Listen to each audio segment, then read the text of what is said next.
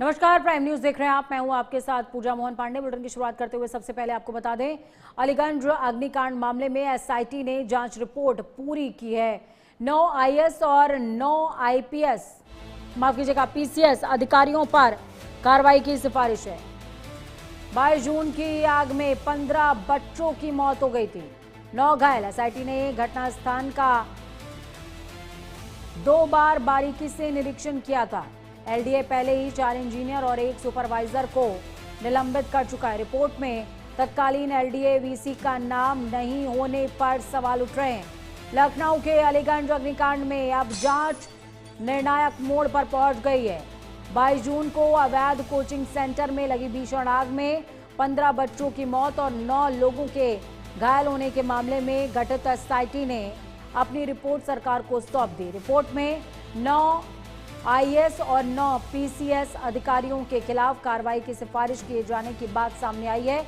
हालांकि रिपोर्ट में तत्कालीन एलडीए वीसी प्रथमेश कुमार का नाम नहीं होने को लेकर के भी सवाल उठ रहे हैं।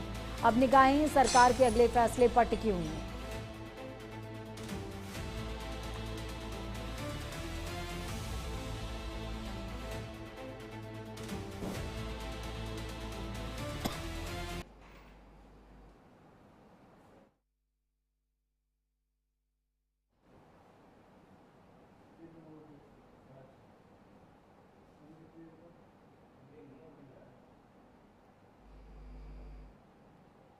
लखनऊ में बीते 22 जून को एक बिल्डिंग में अचानक आग लगी थी। आग लगने से करीब 15 बच्चों की मौत और 9 बच्चे घायल हुए थे।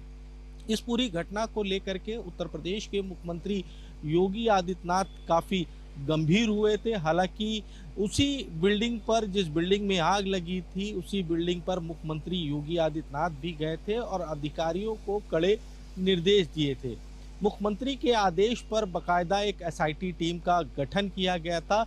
एसआईटी टीम ने अपनी रिपोर्ट सबमिट कर दी है। एसआईटी टीम ने बकायदा उसी बिल्डिंग पर, जिस बिल्डिंग में आग लगी थी, उसी बिल्डिंग पर 2 बार जांच करने गई थी। एसआईटी की टीम ने बकायदा लखनऊ विकास प्राधिकरण से जोन 4 और जोन 5 के अधिकारियों की एक लिस्ट मांगी थी। लिस्ट करीब 100 लोगों के नाम थे उस लिस्ट में। एसआईटी ने अब पूरी अपनी जांच की है। जांच रिपोर्ट शासन को सबमिट भी कर दी है और एसआईटी की टीम ने अपनी जांच रिपोर्ट में कार्रवाई की बात कही है।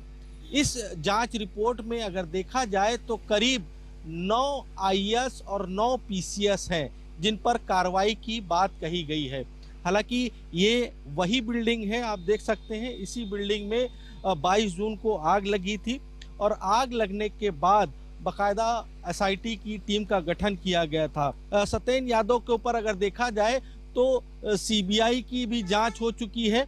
तो हालांकि अब क्योंकि अग्निकांड के मामले में सत्येंद्र यादव की भी कहीं ना कहीं संलिप्तता है, क्योंकि जिस तरीके से ये बिल्डिंग बनी ये उसी पीरियड की है, यानी कि 2016 से लेकर के 2024 तक की ये बिल्डिंग 16 में बिल्डिंग बनकर के तैयार हो गई थी और उसके बाद से जो अधिकारी रहे, किसी भी अधिकारी की नज़र इस बिल्डिंग पर नहीं पड़ी। वहीं अगर बात की जाए आईएएस शिवकांत त्रिवेदी की बात की जाए तो 3 जनवरी 2020 को इन्होंने एलडीए वीसी का पद ग्रहण किया था और 2022 में एलडीए वीसी पद से हटा दिए गए थे। इनके खिलाफ भी कई अनियमितताएं सामने आई हैं।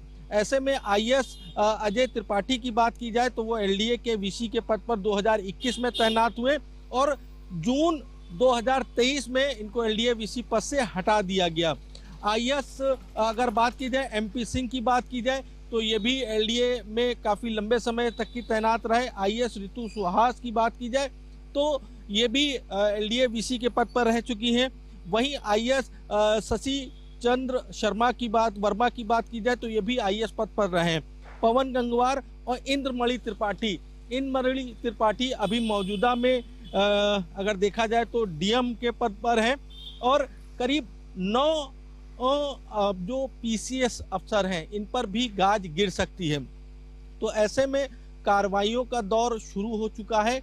मुख्यमंत्री योगी आदित्यनाथ को के सामने जब ये रिपोर्ट आएगी तो देखना यही होगा कि इस रिपोर्ट एसआईटी की रिपोर्ट के आधार पर किन किन आईएएस और पीसीएस अफसरों पर कार्रवाई होती है। लखनऊ से कैमरा पर्सन मिराज के